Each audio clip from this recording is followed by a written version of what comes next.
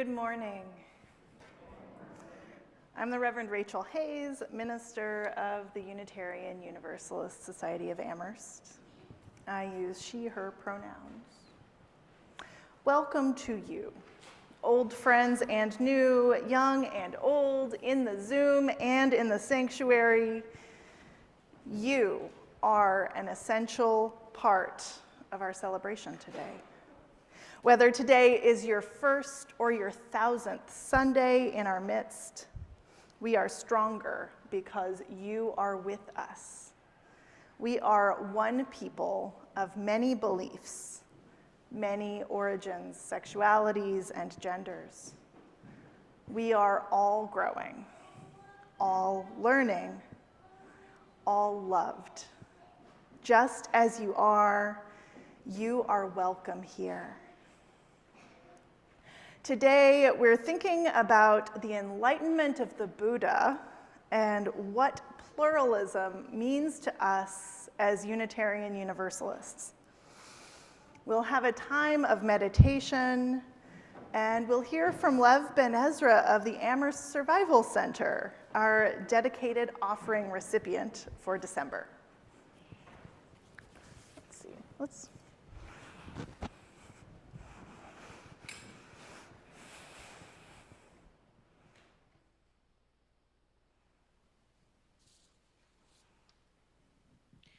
I call us to worship with these words from Linda Barnes. Suspended between all that was and all that might be, we struggle to find this very moment, to live this very moment. Let us sit together for a moment and savor this moment. Let us relish this between time where past meets future. Let us harbor a faith that reminds us that right now, right here, is enough. Come, let us worship.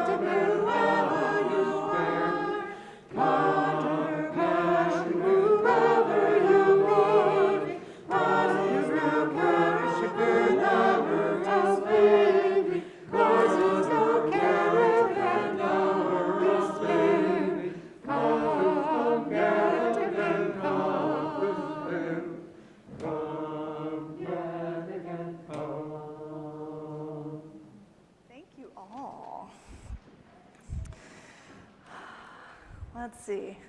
I'll need this guy.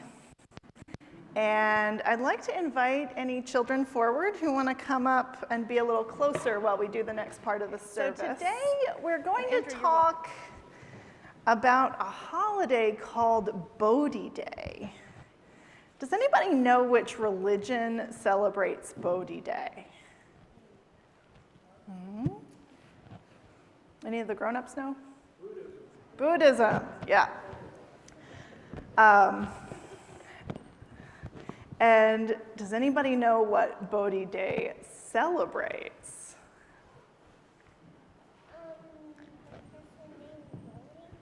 A person named Bodhi? I mean, you're very, very close, yeah. So Bodhi Day celebrates when the Buddha, sometimes represented like this. This is one representation of the Buddha as manufactured by the Unemployed Philosophers Guild. Bodhi Day celebrates when the Buddha, Siddhartha Gautama, found enlightenment. And the records say that 2,500 years ago in India, a man named Siddhartha sat under a tree to meditate. And he meditated for a very long time. As he meditated, he saw that he had lived many times before and that all beings are part of a cycle of rebirth. And he meditated more, and he saw that everything is linked with karma. Does anybody know what karma means? It basically means doing, right? It's a word from Pali, which is another language, but it means doing. So we do actions, and all of those actions have consequences, so that our whole experience comes from our past actions. While he meditated on that, he realized that by choosing better actions, we could have better lives. He called this method of making better choices the eightfold path. If you were trying to have a better life, like what sort of choices would you think it's important to make? Adar, do you have an idea?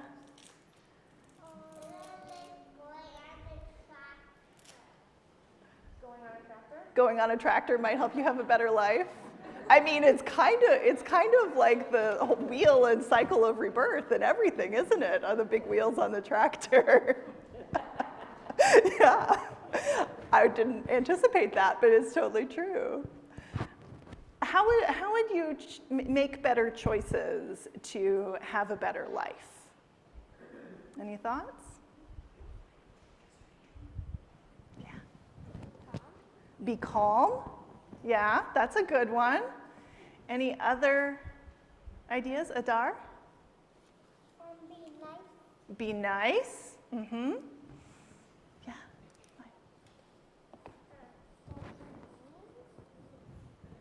Did you say? Don't complain. Yeah. Any other thoughts? Because I'll tell you what he said, but I think these are all really helpful ways, and you might hear them said slightly differently in what Siddhartha found.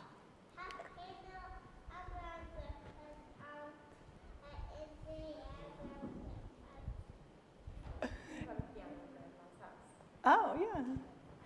Okay.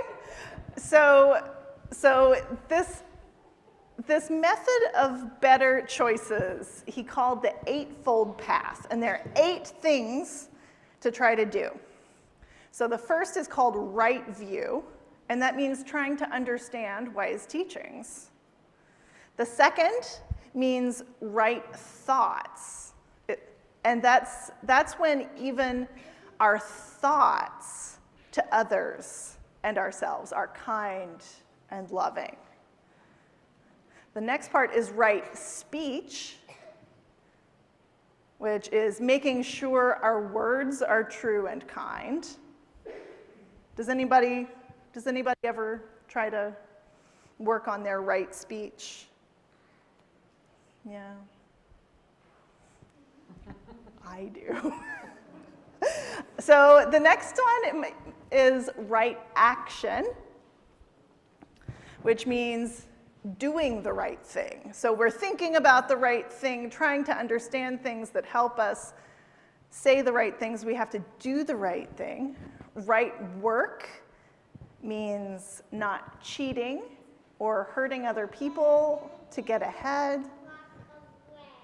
Right effort means trying to improve our attitude and let go of bad habits. Right mindfulness means being aware of what's happening around us and in our minds and our feelings. And right concentration is focusing on one thought at a time instead of chasing our thoughts all around our minds. So, does anybody feel like you do these things all the time? I mean, it's a pretty, like, they're pretty basic to think about doing, and they're very hard to do all the time, right? So that was the beginning, but Siddhartha wasn't done meditating, and as he continued to meditate, he discovered the Four Noble Truths. Atar, do you know the Four Noble Truths? Oh, okay. Does it just feel good to have your arm up? Oh, okay. So the Four Noble Truths, the first one is life is full of unhappiness. It is impossible to be happy all the time. The second noble truth is that we suffer and are unhappy when we want things we can't have. I know that when I want something I can't have, it kind of hurts, right? It feels bad. The third noble truth is that we can stop suffering. Why do we have the values? Why do we have? Why do we have those? Oh, we'll get around to the stuffies. Yeah. So the third noble truth is that we can stop this suffering of wanting things so badly. But the way to do that is really hard. You have to actually stop wanting the things you can't have. And it takes a lot of discipline. But the fourth noble truth is how you do that. And that the way you stop wanting things that you can't have is to follow that eightfold path, which is making all of those better choices over and over and over again. So once Siddhartha knew all of these things, he was enlightened, and this made him a Buddha, which means the enlightened one. And Bodhi means awakening, right? So when you say that it's a day about Bodhi, it is a day about Bodhi, right? Siddhartha, the Buddha, taught others to meditate and follow the Eightfold Path so that more people could be free from suffering, not just him. Like, he wanted to share this freedom with the people around him. Today, there are 500 million Buddhists around the world. And the Buddha's teachings spread from India, where Siddhartha lived, into other parts of Asia, and from there to every continent of the planet.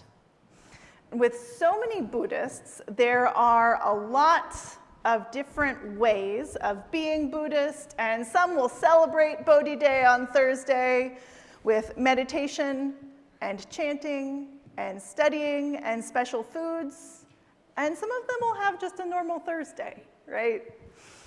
Oh, I knocked my little windshield off. Let's fix that. Sorry.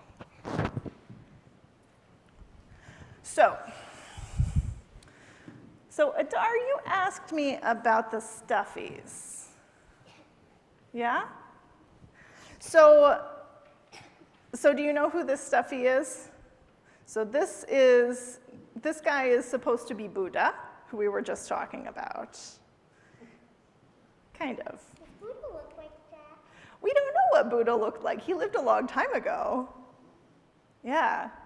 And then we have our other stuffies who we don't know if these other, let's take them out.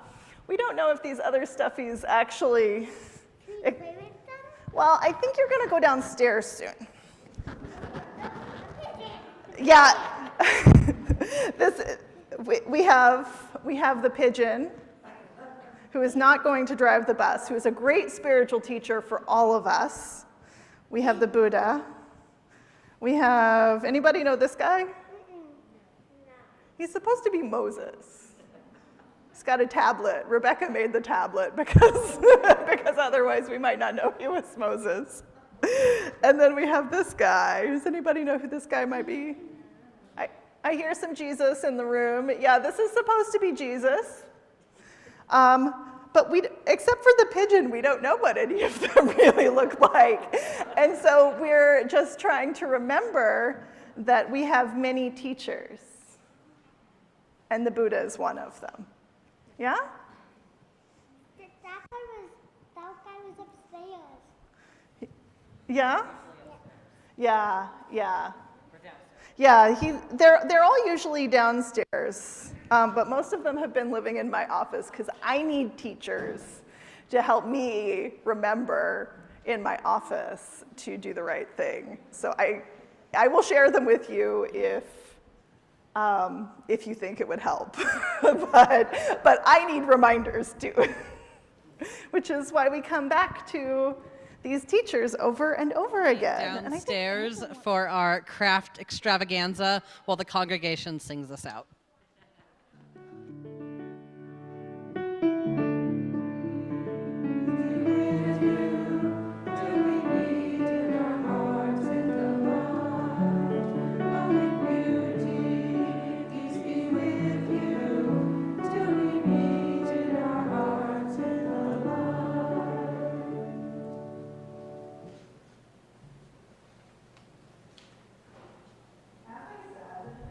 Thursday is Bodhi Day, and many, though not all, Buddhists will be celebrating the enlightenment of the Buddha. It's not a holiday I mark with you every year, but this year we are focusing on the sources of Unitarian Universalism. And the third source, as it is in our UUA bylaws, in the front of our hymnal and everywhere, is wisdom from the world's religions, which inspires us in our ethical and spiritual life. It's an odd category, world religions, especially set apart from Christianity and Judaism and earth-based traditions, which all come up elsewhere in the sources. The influence of Buddhism in Unitarian Universalism is strong, or at least Unitarian Universalism and Westernized Buddhism play really easily together. There are a lot of Unitarian Universalists who are also Buddhist or who have been influenced by Buddhist belief or practice in some way. In our congregation's last survey of beliefs, Buddhism was high on our ingredients list, coming in third, I believe, behind Unitarian Universalism itself and humanism. I know that many of our members and friends have a Buddhist practice that is significant to them.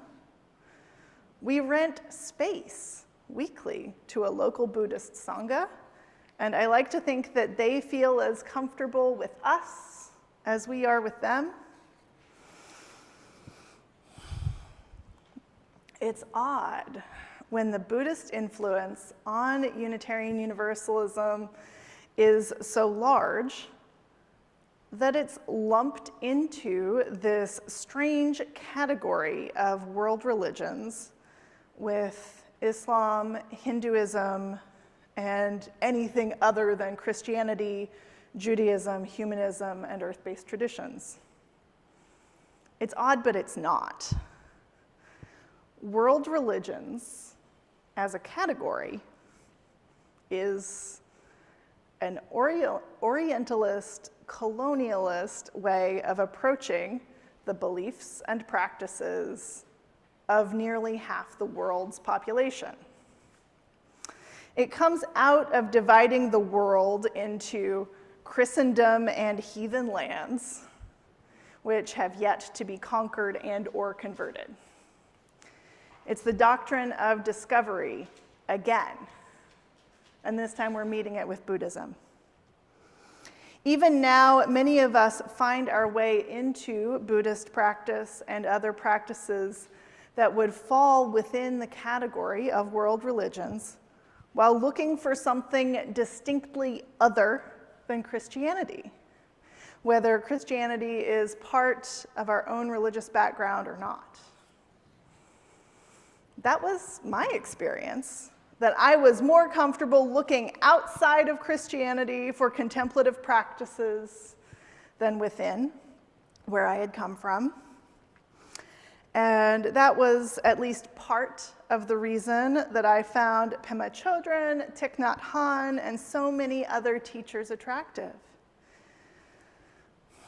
To be honest, it was also easier to extract the part that fed me and let go of the rest. With Christianity, I knew what I was skipping over while I picked and chose. And with the Buddhist teachers I read, I could bypass anything that felt like it was connected to something that I didn't like. In hindsight, it was very small scale extractive colonialism, if I can say that about myself. The practice of teaching Buddhist mindfulness without its source dharma is a tricky business. I have faith that it can be part of comprehending suffering, but it's dangerous business to deepen your awareness of your suffering without an ideological ground that addresses why we suffer and how to stop. That's why right mindfulness is only one part of the Eightfold Path, why the Eightfold Path and the Four Noble Truths come together in one package. Leading ourselves into mindfulness of our suffering without a way of changing it or context for understanding it is torture. It is suffering. Now, I'm not saying that everyone who comes into Buddhism from Christianity or another tradition or finds tools there to apply to other ideologies is doing something harmful. A lot of us are tending our own wounds and finding places to heal when we take a path into traditions that are new to us, maybe even including Unitarian Universalism. But I would say that there is a particular model of Buddhist practice in the US that encourages us to take what we learn out of relationship rather than growing into relationship.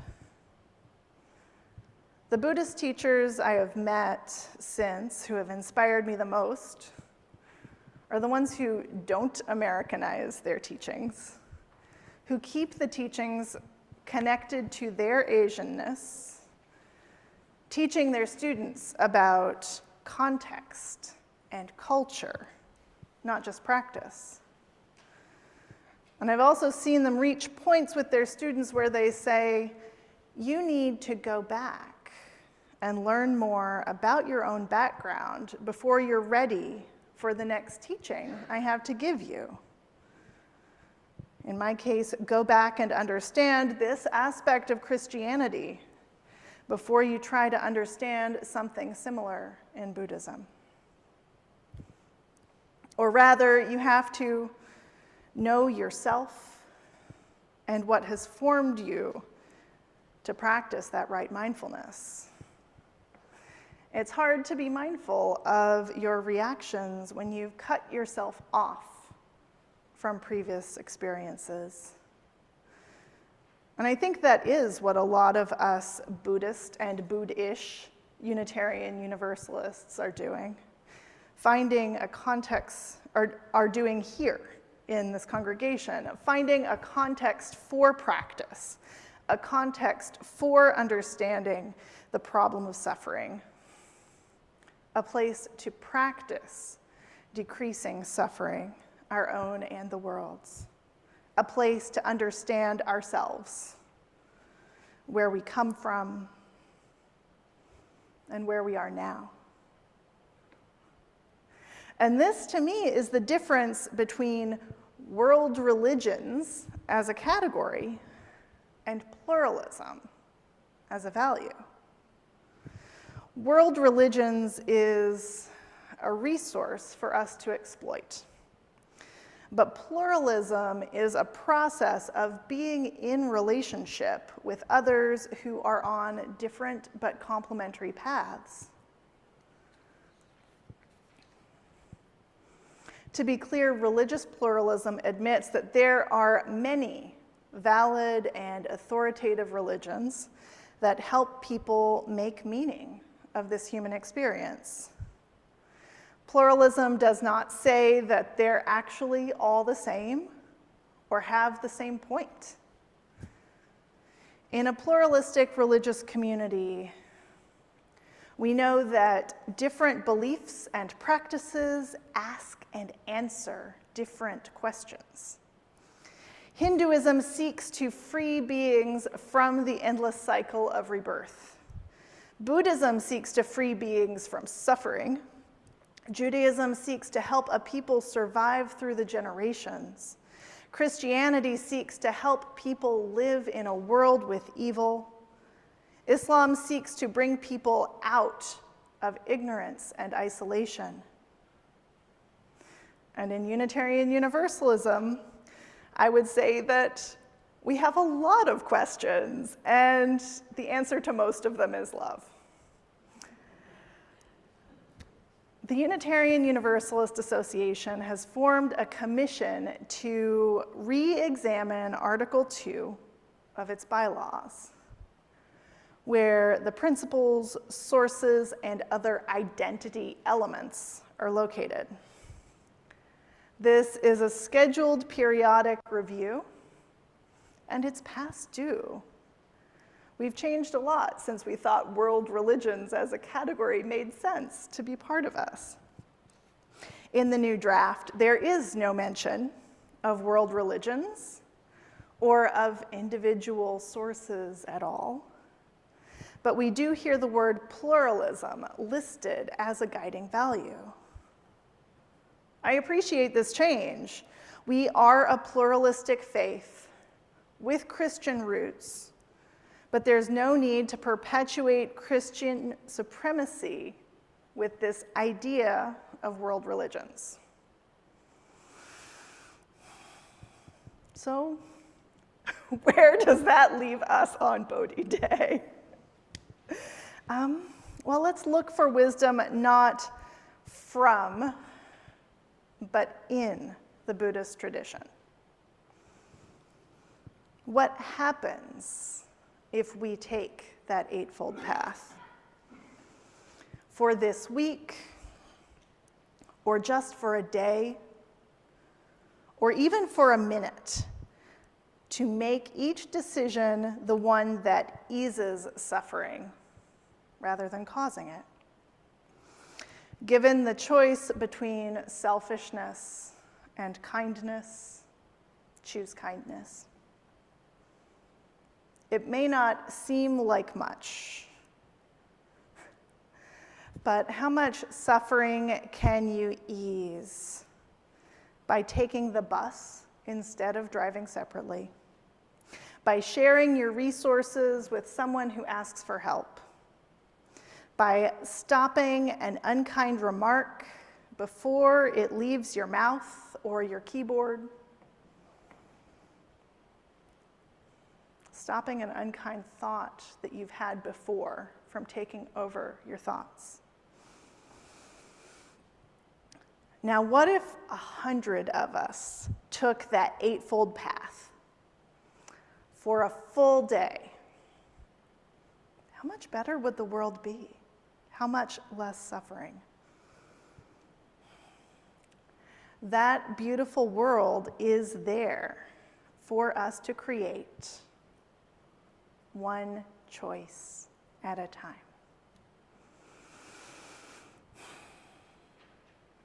Spirit of life, connection, and compassion. This is the moment we have. Each choice we make is an invitation to build a world of more kindness. May we have the courage to change the world one small choice at a time, and the discipline to do it again and again and again. Svaha.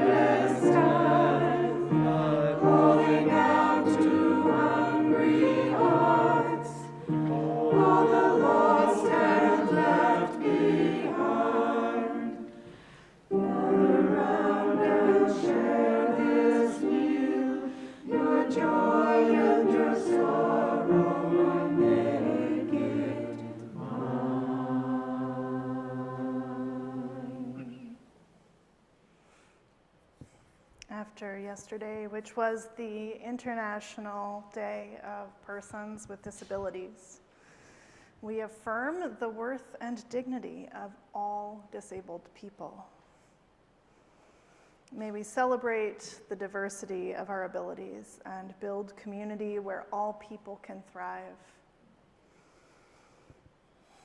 Following World AIDS Day last week, we hold in our hearts all who have died of AIDS and those who love them, all those living with AIDS and HIV, and the scientists, medical professionals, and community workers making the way for a world with no new HIV infections.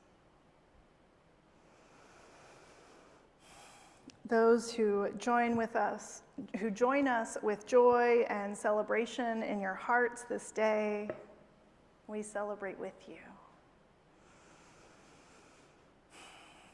Those who sorrow and suffer this day, you are not alone. Your suffering does not set you apart, and we are with you. You're welcome to reach out to me and the pastoral care team, or simply know that we hold you in our hearts.